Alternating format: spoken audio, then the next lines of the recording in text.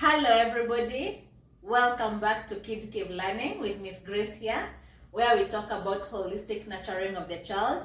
Feel free to interact with us and we will gladly interact with you.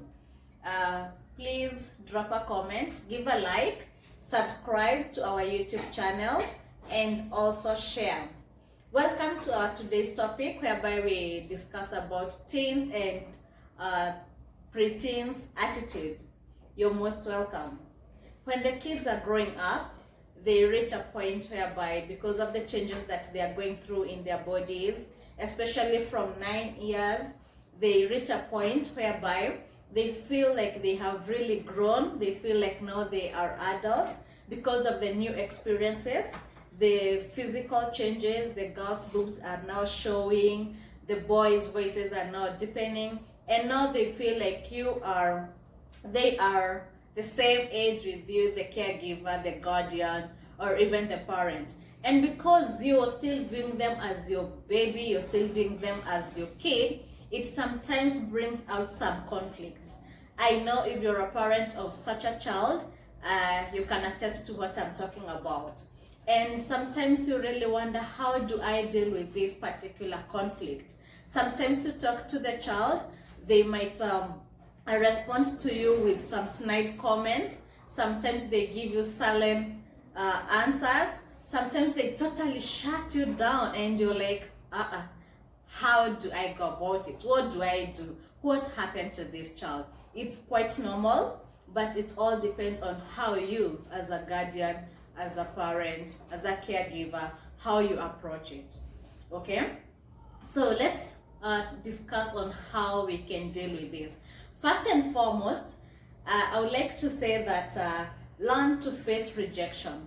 As a parent, learn to face rejection. This happens because sometimes you're giving the child an advice and the child feels like your advice is not good for me at the moment.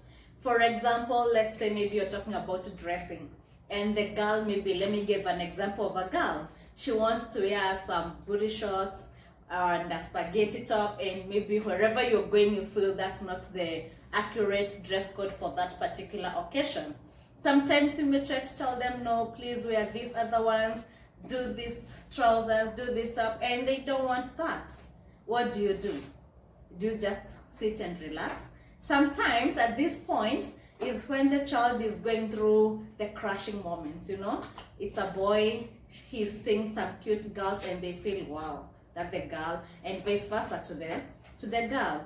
And you want to teach your child how to deal with boy-girl relationship at this time. But when you try to talk to the child, they don't take that advice. They feel like, now I've grown, so I'm able to choose who's going to be my boyfriend, who's going to be my girlfriend. Don't get disappointed when you try to talk to that child and they give you a rejection at that time. Don't give up. Don't force them. Don't force them at all. Keep talking about it, but on another different day. You can pick the topic on a different day, and when you're doing so, don't remind them of what you were talking previously. Let it be like a fresh topic for the day, and keep talking about it until now the child is able to understand. Also, respect and accept their decisions. Yes. Remember, we are teaching these children to be independent and responsible adults. Respect and accept their decisions. Their decisions may not be right, but don't reject the decision. Accept it, but after you have accepted the decision, let the child know that every decision has a consequence. Let the child know that when I choose this, these are the consequences. And be honest. Remember, in our previous segment, we said that it's important for you to be open, to be honest with your child from the word go. Let the child know that you're telling them the truth. So let the child know that whatever you're telling them is the truth. Be honest with the child. Tell them, when you do this, these are the consequences, and this is what will happen. Okay? Also, what has really worked for me very, very well is learning how to ignore them. For example, you're going out to run your errands, and you leave when you've given instructions.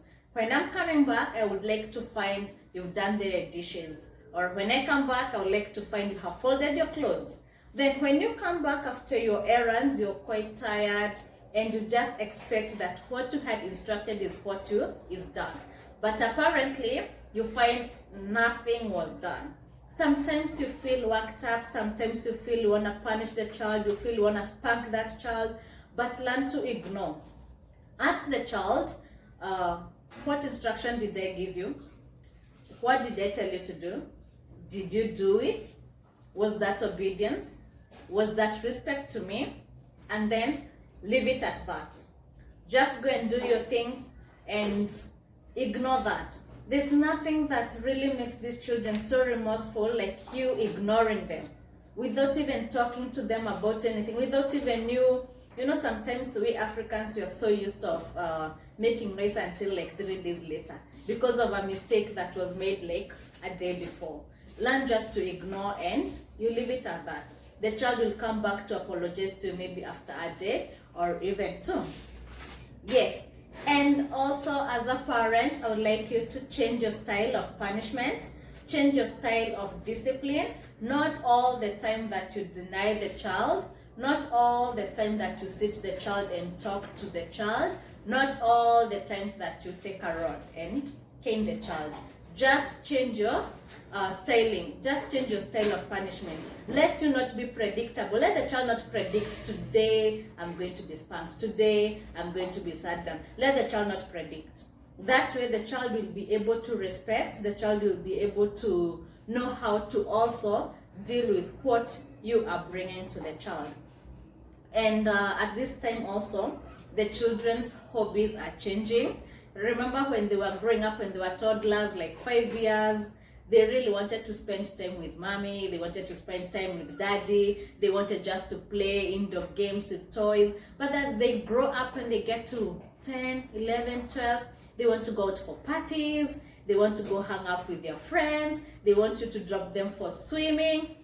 That is good. They are changing, they are growing. But you need to set limit for everything. Okay? For example, the child is going for a birthday party.